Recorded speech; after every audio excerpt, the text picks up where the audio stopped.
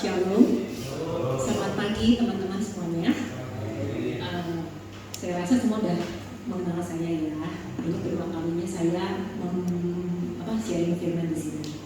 Oke, topik hari ini kita masuk ke DI level 2, topik pertama.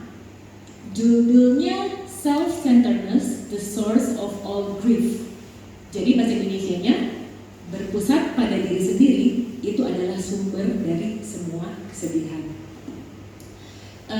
Apa sih itu self-centeredness? Jadi self-centeredness adalah pola pikir yang berfokus kepada diri sendiri, di mana seseorang memandang dirinya sebagai pusat perhatian. Dunia sekelilingnya itu berpusat pada dirinya. Oke, next slide.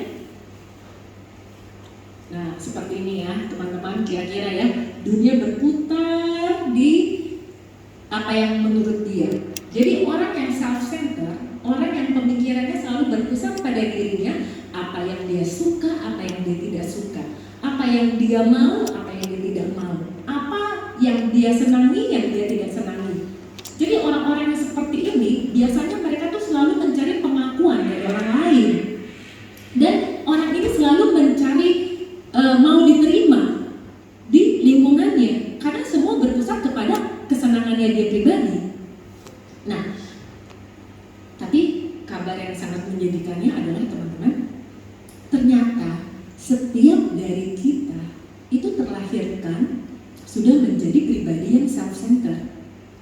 Teman-teman sadar gak bahwa kita semua ini dilahirkan adalah self-centered? Contohnya, aku kasih cerita ya. Bayi yang baru lahir, dia langsung nangis, malam-malam. Seberapa sering kita mendengar cerita bahwa ibunya yang baru melahirkan dengan susah payah, dengan tenaganya udah kecapean, tapi harus bergadang menjaga si bayi itu. Karena bayi itu gak peduli ibunya capek, dia gak peduli lingkungannya. Yang penting dia nangis aja. Saat dia tidak nyaman dia nangis, dia lapar dia nangis, ya dia ngompol dia nangis. Pokoknya dia menyedot perhatiannya kepada dirinya sendiri. Contoh lagi, bayi, bila kita bawa ke ibadah gereja ya, bayi itu gak peduli bahwa orang-orang di gereja itu sedang mendengarkan firman. Pokoknya saat dia tidak nyaman dia akan berteriak sendiri dan nangis kan. Nah, selain bayi, anak kecil, dia udah bertumbuh kan, balita, SD. Anak kecil itu bisa berguling-guling di toko mainan, meraung-raung. Saat apa? Saat orang tuanya tidak membelikan mainan apa yang dia suka, apa yang dia mau. Dia gak peduli apakah orang tuanya punya uang, dia gak peduli, pokoknya dia mau mendapatkan apa yang dia mau. Nah, seperti inilah ciri-ciri manusia yang self-centered. Jadi ini bukti ya bahwa kita semua itu emang terlahirkan untuk sudah menjadi self-centered. Jadi itu karena kodrat manusia yang berdosa, kita manusia daging. Next slide. Nah, di Amsal 13 ayat 10 berbunyi, keangkuhan hanya menimbulkan pertengkaran, tetapi mereka yang mendengarkan nasihat mempunyai hikmat. Tapi aku lebih cocok bahasa Inggrisnya, karena ini agak sedikit beda pemahaman. Bahasa Inggrisnya, only by pride comes contention. Only by pride. Jadi hanya keangkuhanlah yang menimbulkan perselisihan. Keangkuhan ini satu-satunya cara terjadinya perselisihan, tidak ada cara yang lain. Ini satu-satunya. Jadi keangkuhan itu kan bahasa Inggrisnya pride, self-centered, egocentric.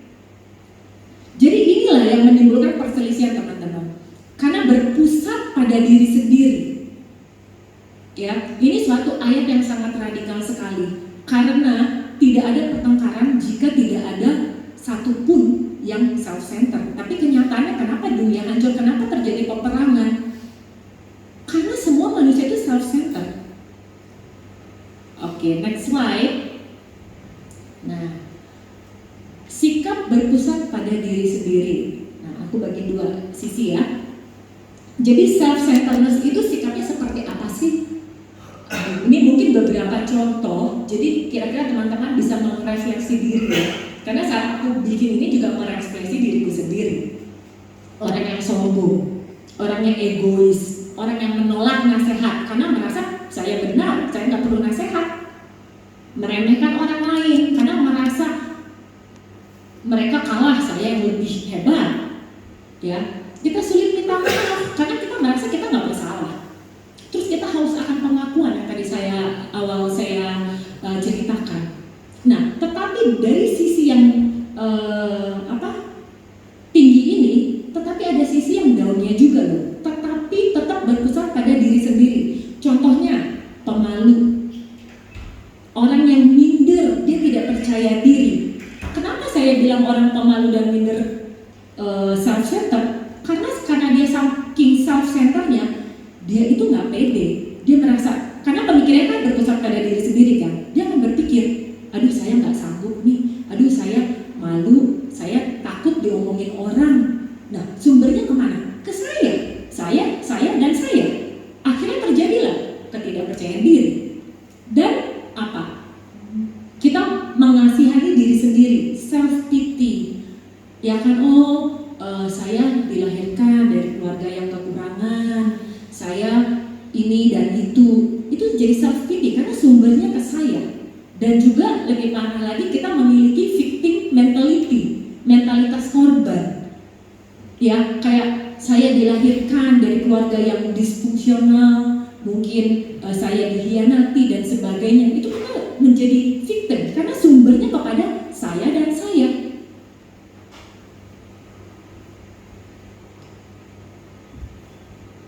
Tapi teman-teman, saat saya buat ini, saya ingin bertanya kepada teman-teman, apakah ada dari teman-teman yang dalam kategori yang saya tulis di sini? Terus terang saya ada dan banyak. Ya, contohnya saya itu percaya nggak sih, saya itu orangnya minder, saya itu orangnya nggak percaya diri. Untuk seorang Yul, mungkin 10 tahun yang lalu, nggak mungkin saya berani berdiri di depan orang dan saya sharing firman. Tidak. Kalau sejarahnya saya itu SMA, teman-teman, SMA loh, belasan tahun remaja. Saya itu takut untuk memesan makanan. Contohnya, saya pergi sama kakak saya perempuan, kita ke warung bakso ya. Saya mau makan bakso, saya nggak berani pesan loh. Saya cuma bilang ke kakak saya, aku mau ini, kamu pesenin. Saya nggak berani ngomong ke orang, sampai seperti itu teman-teman. Bayangkan ekstrimnya, ya. Tapi saat saya belajar untuk, saya tidak berpusat kepada diri sendiri karena saya sudah menerima firman kebenaran. Saya itu karena sudah menerima, saya mau memberikan kepada teman-teman bahwa wow, ini ada suatu kebenaran firman yang merubah pola pikir saya dan saya mau memberkati teman-teman dengan apa yang sudah saya terima. Makanya saya bisa berdiri di sini karena saya nggak memikirkan saya, tapi saya memikirkan berkat apa yang saya dapat berikan kepada teman-teman semua. Nah, mungkin banyak dari kita. Next slide. Nah, ini contohnya ya, kalau kita terlalu self-centered, berpusat pada diri sendiri. Mungkin banyak dari kita berpikir atau kita berpendapat bahwa kondisi saya ini adalah saya korban, ya, dari apa yang orang lakukan kepada saya. Mungkin kita sering ngomong seperti ini, kamu nggak ngerasain sih apa yang saya alamin, ya kamu lahir dari keluarga yang kaya, orang tua kamu sayang kamu, ya kan, mungkin pasangan kamu setia sama kamu dan sebagainya. Coba kalau mereka tidak memperlakukan saya seperti itu, saya nggak mungkin seperti ini. Teman-teman, kita tidak bisa mengontrol atau mengendalikan apa yang orang lakukan terhadap kita. Ya, kenapa? Kenapa kita tidak bisa mengontrol mereka? Karena ingat ya, teman-teman yang kembali ke awal tadi, karena kita semua ini manusia yang berdosa, yang kodratnya berpusat pada diri sendiri. Jadi kita semua itu saling egois, teman-teman. Tetapi ada satu hal yang dapat kita lakukan, yaitu apa? Kita dapat mengontrol diri kita sendiri. Kita dapat mengendalikan diri kita sendiri. Kita hidup di dunia yang sudah jatuh, di lingkungan yang dimana kita tidak bisa menghindari yang namanya omongan orang, gosip orang, kritikan, fitnah. Dan tahu nggak teman-teman, biasanya itu sedihnya ya, datangnya dari siapa? Dari orang yang paling terdekat bersama kita.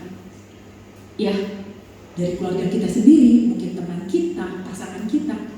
Itu dari mereka. Tetapi kita nggak bisa mengendalikan mereka. Tetapi yang kita bisa kendalikan adalah diri kita. Untuk apa? Untuk kita tidak tersinggung, kita tidak sakit hati, kita tidak dendam, kepahitan. Memang tidak mudah, sangat tidak mudah, karena kita ini masih daging ya. Tubuh kita ini masih daging. Kalau tidak mudah, pertanyaannya sama saudara-saudara, lalu caranya bagaimana? Ya kan? Nah, caranya itu sangat mudah. Kita hanya mengubah fokus pikiran kita. Kita pusatkan pikiran kita kepada Yesus Kristus. Pusatkan pikiran kita kepada kasih-Nya. Teman-teman, menurut saya tidak ada satupun yang luput. Bahkan saya sendiri pun sering digosipin, difitnah, ya. Tapi saya tidak bisa mengendalikan mereka semua. Terus terang, saya pun dulu juga suka ngegosipin orang, ya. Tetapi itu sudah lama sekali saya tidak lakukan. Saya sekarang nih ya, nggak tahu dari dalam aja berubah sendiri bahwa saya nggak suka ngomongin orang. I just don't like it aja, nggak demen, nggak nyaman saat saya bertemu teman terus gosip, saya nggak nyaman di posisi itu. Jadi kenapa? Karena saya dapat memilih, saya bisa mengendalikan diri saya untuk saya tidak mau.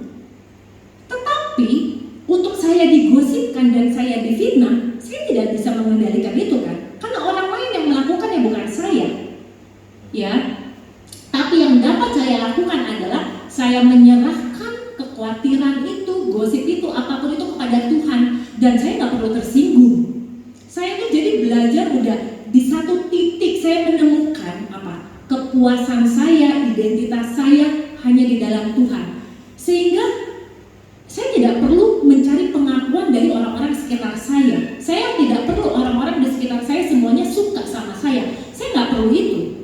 Inilah yang membuat saya menemukan sukacita dan kedamaian di dalam Tuhan. Ada pepatah ngomong gini, Anda tidak bisa mencegah burung untuk terbang di atas kepala Anda, tetapi Anda bisa mencegah mereka membangun sarang di kepala Anda. Jadi jika kita memiliki pola pikir bahwa saya tidak pernah menjadi penyebab masalah ini, ya selalu orang lain yang salah, ya terus kita sering menceritakan berulang-ulang apa yang pernah terjadi di kehidupan kita 10 tahun, 20 tahun lalu, ya kan? Dan kejadian itu menjadikan pembenaran buat kita untuk menjalani hidup kita yang sekarang ini, kehidupan yang bersusah payah, ya kan? Karena kita memiliki rasa dendam dan berpusat pada diri sendiri itu. Teman-teman, itu sangatlah merugikan kita sendiri. Karena kita hidup di dalam kesedihan, keterpurukan. Ya, kita tidak bisa mengendalikan semua keadaan itu yang di luar kita. Satu-satunya yang dapat kita kendalikan adalah diri kita sendiri. Otoritas kita hanya sebatas kita ya. Nah, saat kita tidak berpusat kepada diri kita sendiri, dengan mudah kita itu tidak peduli lagi apa yang mereka katakan, apa yang mereka perbuat tentang kita. I don't care, nggak peduli, ya, karena kita sudah memiliki sukacita dan kedamaian kita dalam Tuhan. Jadi itu tidak akan mempengaruhi kehidupan kita lagi, teman-teman. Kenapa? Karena saya tahu siapa saya di mata Tuhan. Saya tahu Tuhan itu sangat mengasihi saya, mencintai saya, ya kan? Dan Tuhan itu selalu konsisten. Tuhan itu konsisten. Manusia tidak pernah konsisten. Manusia itu up and down. Tapi Tuhan itu konsisten. Apa? Dia tetap setia kepada kita dan dia tidak pernah berubah. Teman-teman, Tuhan tuh mencintai kita, mengasihi kita bukan apa yang kita telah lakukan untuk dia loh, teman-teman. Ya, bukan apa yang kita lakukan, bukan karena kita baik, bukan apa yang kita manis, kita taat sama firman-Nya, bukan karena itu. Teman-teman harus ingat bahwa Tuhan mencintai kita karena pribadi Dia. Dia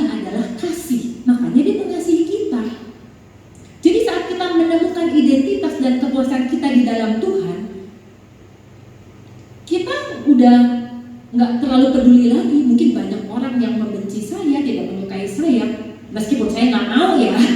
Tapi hal itu sudah tidak membuat saya tuh tidak bisa tidur malam mikirin, enggak. Karena saya sudah merdeka, karena saya menemukan kepuasan aku di dalam Tuhan. Karena Tuhan menerima aku apa adanya, seperti lagu tadi kan. Tuhan kasihnya itu menerima kita tuh apa adanya. Nah, firman yang tadi itu adalah firman mengatakan bahwa bukan apa yang dilakukan orang lain menyebabkan perselisihan, pertikaian, atau keterpurukan kita sekarang, tetapi apa yang di dalam diri kita yang menyebabkan itu semua. Nah, kabar baiknya teman-teman, di saat kita semua sudah lahir baru, kita menerima dan percaya Yesus sebagai juru selamat, kita tuh memiliki pilihan ya. Pilihannya adalah apa? Kita memusatkan pikiran kita kepada Allah Tuhan Yesus Kristus. Jadi kita menjadi God center, bukan self center lagi, bukan seperti ini lagi, tapi kita God center. Oke, next slide. Oke. Dibaca di Korintus 5 ayat 15. Dan Kristus telah mati untuk semua orang, supaya mereka yang hidup tidak lagi hidup untuk dirinya sendiri, tetapi untuk Dia yang telah mati dan telah dibangkitkan untuk mereka. Teman-teman, Yesus itu adalah satu-satunya contoh dan teladan terbesar dalam hal ini. Ya, selama hidupnya Tuhan Yesus di bumi, Tuhan Yesus sudah meneladani, dia sudah melakukan dulu apa yang dia lakukan. Dia mengasihi orang lain, dia selalu mendahulukan orang lain daripada dirinya sendiri. Bahkan kita bisa melihat yang paling besarnya adalah titik poinnya kapan? Turning pointnya saat di kayu salib. Saat Yesus disalibkan, dia itu bisa berkata loh, Bapa ampunilah mereka karena mereka tidak tahu apa yang mereka perbuat. Jadi Yesus ini kan manusia ya. Dan selama kehidupan Yesus, apa yang Tuhan Yesus sudah alami, itu apa yang pernah kita alami. Mungkin apa yang sedang kita alami. Dan saya yakin Tuhan Yesus itu mengalami lebih parah dari apa yang kita alami. Coba kita evaluasi. Yesus itu difitnah, dicaci maki, ditolak, ya kan, oleh bangsanya sendiri kan. Dihianati, diludahi, dicambuk, ditelanjangi, bahkan Yesus itu dipermalukan di depan umum teman-teman. Dan dia itu adalah Tuhan loh, Tuhan Allah yang Maha Kuasa. Dia bisa aja memanggil 10.000 malaikatnya untuk menolong dia, betul kan? Karena dia Tuhan. Ya, dia bisa aja loh. Dia nggak senang diperlakukan ini oleh manusia, dia musnahin aja semua manusia. Tetapi Tuhan tidak memilih itu. Harus diingat teman-teman, tidak ada seorang pun atau apapun yang dapat mengambil nyawa Tuhan Yesus daripada dirinya sendiri. Tidak. Tetapi di salib Tuhan Yesus itu memberikan nyawanya, giving, ya. Jadi satu-satunya manusia yang paling ekstrim di muka bumi yang pernah mengalami penderitaan, menurut saya adalah Tuhan Yesus. Ya, tetapi di balik itu dia mampu berpikir untuk kita semua sampai dia bisa bilang, Bapak ampunilah mereka. Waktu disalib juga Tuhan Yesus melihat ibunya, dia berpikir kepada ibunya. Dia bilang apa? Lihatlah ibumu. Dia ngomong kepada Rasul Yohanes ya, karena kan dia mau meninggal, dia tahu, ya kan, dia mau mati. Jadi dia bilang ke Yohanes, Yohanes inilah ibumu. Dia masih memikirkan keadaan ibunya saat itu. Jadi waktu Yesus di kayu salib, apa sih yang bisa, apa yang dipikirkan Tuhan sehingga saat disalib Tuhan itu sudah tidak merasakan lagi penderitaannya teman-teman. Karena Yesus itu yang dipikirkan adalah tentang Anda dan saya. Ya, karena dia sudah gak fokus lagi. Kan sakit ya, digantung ya teman-teman ya, dipaku, ditombak. Udah katanya rupanya udah gak seperti manusia lagi. Ya, tetapi di dalam penderitaannya yang Tuhan fokuskan bukan dirinya. Aduh sakit, aduh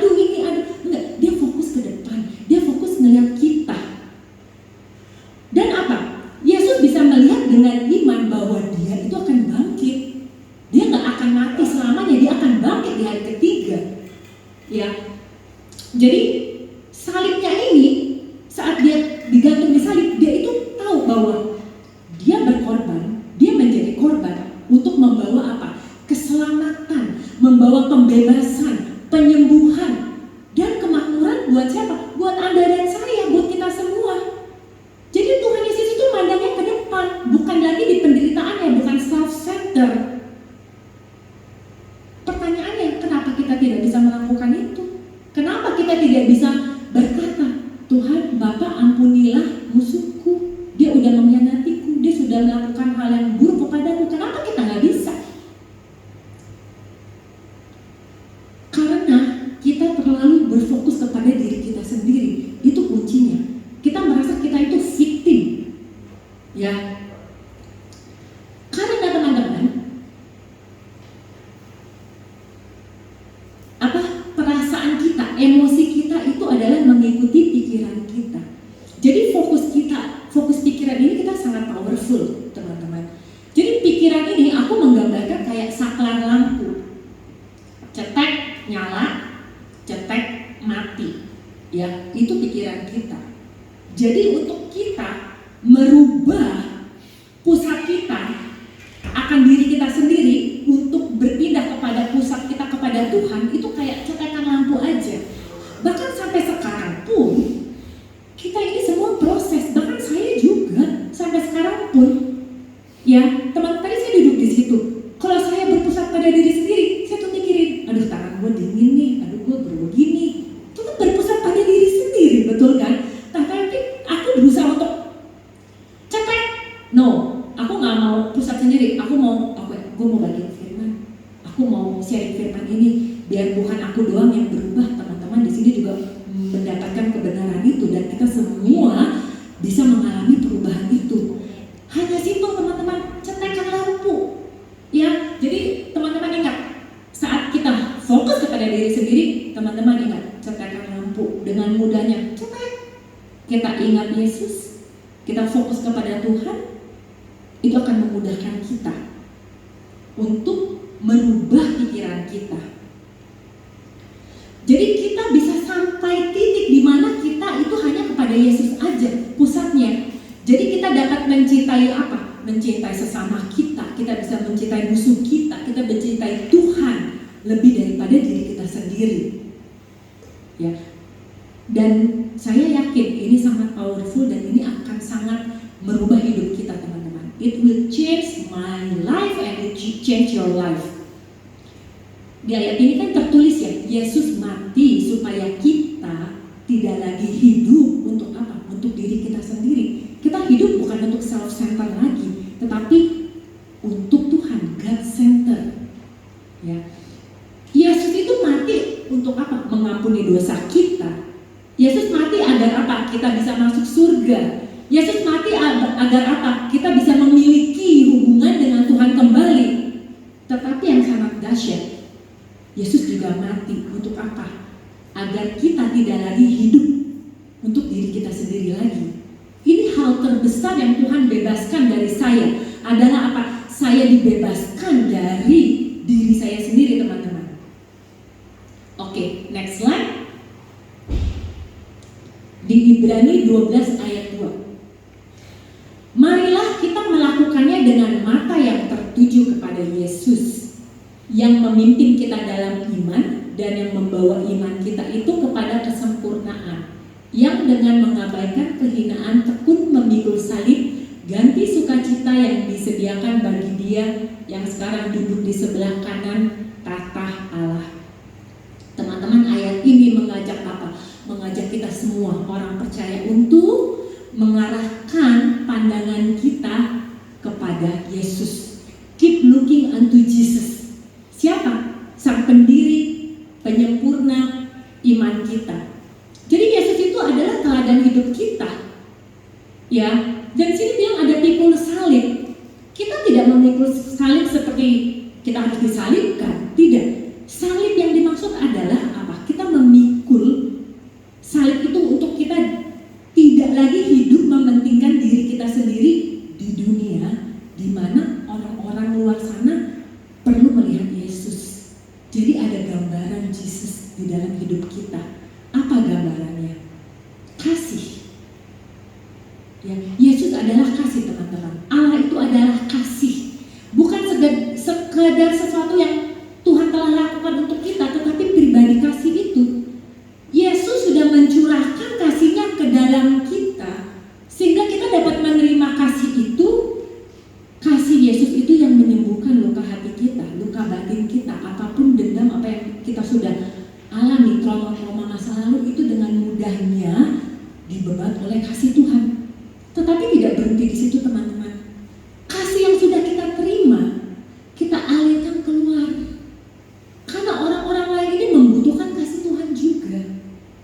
Ya, jadi dengan mata tertuju kepada Yesus, itu adalah fokus utama kehidupan kekristenan kita, meneladani Yesus.